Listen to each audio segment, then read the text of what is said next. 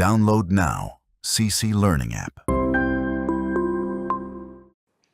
Hi all, welcome to CC plus. ഞാൻ കാർത്തിക. അപ്പൊ 10th CBSE okay, അടുത്ത വർഷം 10ാം ക്ലാസ്സിലല്ലേ, CBSE അല്ലേ പഠിച്ചു തുടങ്ങിയെന്നൊക്കെ ചോദിച്ചാൽ ഇപ്പോഴേ ചോദ്യം തുടങ്ങി കാണും അല്ലേ.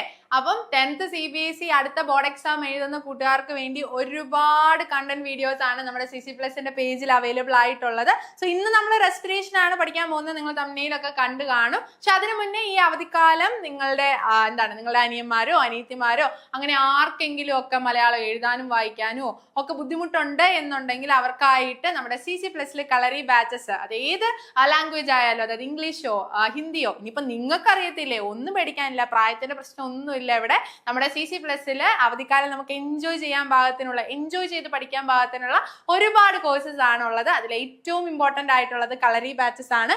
ഇനി അതുപോലെ തന്നെ ഇപ്പൊ ഈ പറയുന്ന 10th CBSE ആണല്ലേ നിങ്ങൾ അറ്റൻഡ് ചെയ്യാനായിട്ട് പോകുന്നത്. ഇപ്പൊ 1-to-1 ട്യൂഷൻസ് നമുക്ക് അവൈലബിൾ ആണ്.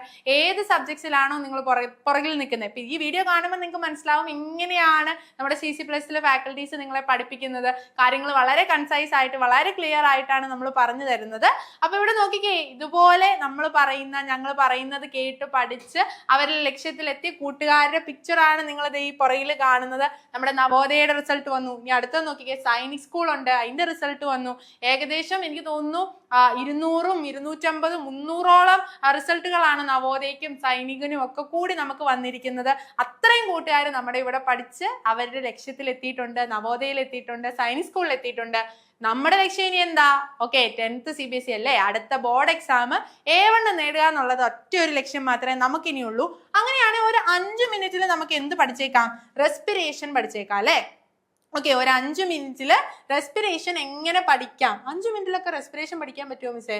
ആ ടെക്സ്റ്റ് ബുക്കിന്റെ അകത്ത് 5-6 പേജിലാണല്ലോ അത് നിരത്തി പിടിച്ച് കൊടുത്തേക്കുന്നതെന്ന് ഓർക്കും. 5 മിനിറ്റിൽ ആ കോൺസെപ്റ്റ് മനസ്സിലാക്കിയിട്ട് ആ ടെക്സ്റ്റ് ബുക്ക് ഒന്ന് വായിച്ച് നോക്കിക്കേ, പിന്നെ ഒരിക്കലും നിങ്ങൾ ആ കാര്യങ്ങൾ മറന്നു പോവില്ല. അപ്പൊ ഒരു 5 മിനിറ്റിൽ നമുക്ക് നോക്കാം. ഇവിടെ റെസ്പിറേഷൻ പഠിക്കാം, രണ്ടും എയറോബിക്കും അൺഎയറോബിക്, 2 റെസ്പിറേഷൻ. എയറോബിക് എന്ന് പറയുമ്പോൾ എന്താണ്? In the presence of oxygen. Anaerobic എന്ന് പറയുമ്പോൾ എന്താണ്? In the absence of oxygen.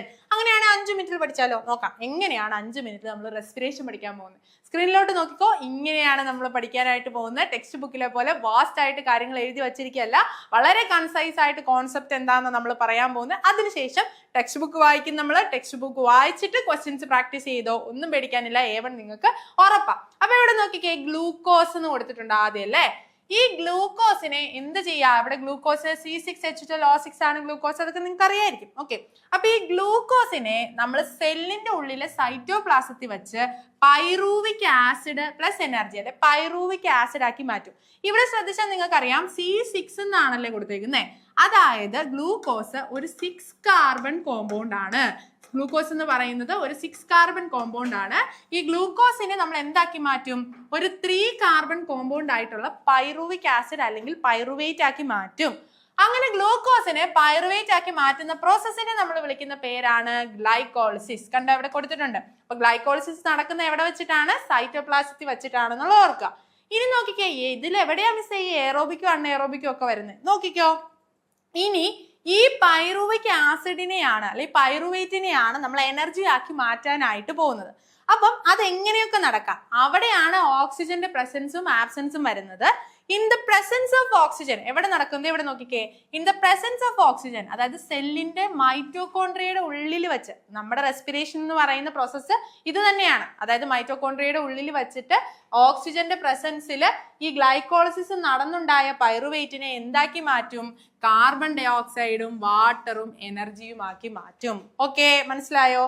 അപ്പൊ അത് എയറോബിക് ആയിട്ട് നടക്കുന്ന ഒരു പ്രോസസ്സാണ്. ഇനി നോക്കിക്കേ, 2 അൺഎയറോബിക് ആയിട്ട് നടക്കുന്നുണ്ട്. ഓക്കെ, ഇതേ പ്രോസസ്സ് തന്നെ അൺഎയറോബിക് ആയിട്ട് നടക്കാം, ഓക്സിജന്റെ പ്രസൻസ് ഇല്ലാതെ നടക്കാം. ഫോർ എക്സാമ്പിൾ, ഇങ്ങനെ ഓക്സിജന്റെ പ്രസൻസ് ഇല്ലാതെ നടന്നാൽ അവിടെ എത്തനോളും കാർബൺ ഡൈ ഓക്സൈഡും എനർജി ഉണ്ടാവും. എക്സാമ്പിൾ ആരാണെന്ന് പറയാൻ പറ്റുമോ? ഈസ്റ്റിന്റെ കേസ്, ഫെർമെന്റേഷൻ എന്ന് നമുക്ക് പറയാം. ഈസ്റ്റിന്റെ അകത്തൊക്കെ എന്ത് നടക്കും? ഈ ഗ്ലൈക്കോളിസിസ് നടന്നുണ്ടാകുന്ന പൈറുവേറ്റിനെ പിന്നെ എനർജി ആക്കി മാറ്റാനായിട്ട് ഓക്സിജന്റെ പ്രസൻസ് ആവശ്യമില്ല, ആബ്സെൻസ് ഓഫ് ഓക്സിജനിലായിരിക്കും നടക്കുന്നത്. അവിടെ ഉണ്ടാവുന്ന പ്രൊഡക്റ്റ് എന്തൊക്കെയായിരിക്കും? എത്തനോളും കാർബൺ ഡൈ ഓക്സൈഡും എനർജി ആയിരിക്കും. ഈസ്റ്റ് എക്സാമ്പിൾ ആയിട്ട് ഓർത്ത് വയ്ക്കുക. ഇനി അടുത്ത് നോക്കിക്കേ, നമ്മുടെ ബോഡിയിൽ തന്നെ നടക്കുന്ന വേറൊരു പ്രസൻസ് ആണ് ഞാൻ ഓൾറെഡി പറഞ്ഞു നമ്മുടെ ബോഡിയിൽ റെസ്പിറേഷൻ നടക്കുന്നത് എയറോബിക് ആയിട്ടാന്ന് പറഞ്ഞു. ഇനി അൺഎയറോബിക് ആയിട്ട് നമ്മുടെ ബോഡിയുടെ മസിൽസിൽ നടക്കുന്നുണ്ട്. എങ്ങനെയാണെന്നറിയോ? ഈ പറഞ്ഞ ഗ്ലൈക്കോളിസിസ് നടന്നുണ്ടാവുന്ന പൈറുവേറ്റിനെ ലാക്റ്റിക് ആസിഡ് എനർജി ആക്കി മാറ്റും. ഏത്? ഓക്സിജന്റെ പ്രസൻസ് ഇല്ലാതെ. എപ്പോഴാന്ന് ഞാൻ പറയാം. നിങ്ങൾ ഓടി ഒരു സ്റ്റെപ്പ് കയറുവാന്ന് വെച്ചോ, ഒരു 10-12 സ്റ്റെപ്പ് കയറി കഴിഞ്ഞു 20ാമത്തെ സ്റ്റെപ്പൊക്കെ ആകുമ്പോഴേക്കും കാലിങ്ങനെ വേദന എടുക്കുന്നുണ്ടായിരിക്കും നിങ്ങൾക്ക്. അത് വേദന എടുക്കുന്നതിന്റെ റീസൺ ബിക്കോസ് അവിടെ എന്ത് നടന്നു? ലാക്റ്റിക് ആസിഡിന്റെ അക്യുമുലേഷൻ നടന്നു. അതായത് ഓക്സിജന്റെ പ്രസൻസ് അല്ലേ, ഓക്സിജൻ കിട്ടി അവിടെ ആ പ്രോസസ്സ് നടക്കാനുള്ളൊരു സമയമില്ല. അപ്പം ഓക്സിജന്റെ ആബ്സെൻസ് തന്നെ ആ പ്രോസസ്സ് നടന്നു. എവിടെ? നമ്മുടെ മസിൽസിലാണ് ഇത് നടക്കുന്നത്. ഉണ്ടായ പ്രൊഡക്റ്റ് എന്താണ്? ലാക്റ്റിക് ആസിഡും എനർജിയുമാണ്. സോ അപ്പൊ നോക്കിയേ, ഇത്രേ കാര്യം മാത്രമേ എയറോബിക് റെസ്പിറേഷൻ ആൻഡ് അൺഎയറോബിക് റെസ്പിറേഷനിൽ നിങ്ങൾക്ക് പഠിക്കാനായിട്ടുള്ളൂ. 5 മിനിറ്റ് എടുത്തോ? എടുത്തു തോന്നുന്നല്ലേ? അപ്പൊ 5 മിനിറ്റിൽ നമ്മൾ ആ കാര്യങ്ങൾ പഠിച്ചു. ഇനി നിങ്ങൾ ടെക്സ്റ്റ് ബുക്ക് വായിച്ചു നോക്കിക്കോ, പ്രോബ്ലംസ് ചെയ്ത് നോക്കിക്കോ, നിങ്ങൾക്ക് കൃത്യമായിട്ട് കാര്യങ്ങൾ മനസ്സിലാവും. കാരണം ബേസിക് ആയിട്ടുള്ള കാര്യം ഞാൻ ഓൾറെഡി വളരെ ക്ലിയർ ആയിട്ട് നിങ്ങൾക്ക് പറഞ്ഞു തന്നു. ഇതുപോലെ വളരെ ഈസി ആയിട്ട് കാര്യങ്ങൾ നിങ്ങൾക്ക് പഠിക്കാം. അതിനായിട്ട് നമ്മുടെ CC+ൽ 10th CBSE ഇപ്പൊ തുടങ്ങാല്ലേ. ഇപ്പൊ ഇതുപോലെ കോൺസെപ്റ്റുകൾ മനസ്സിലാക്കി ആ ടെക്സ്റ്റ് ബുക്ക് വായിച്ച് പ്രോബ്ലംസ് ചെയ്ത് അല്ലെങ്കിൽ ക്വസ്റ്റ്യൻസ് പ്രാക്ടീസ് ചെയ്ത് പോവുകയാണെങ്കിൽ ഒന്നും പേടിക്കേണ്ട ആവശ്യമില്ല. A1 നിങ്ങൾക്ക് ഉറപ്പായിട്ടും കിട്ടും. അതിനായിട്ട് നമ്മുടെ 10th CBSE 2026-27 ബാച്ചിലോട്ട് നിങ്ങൾക്ക് ജോയിൻ ആവാം.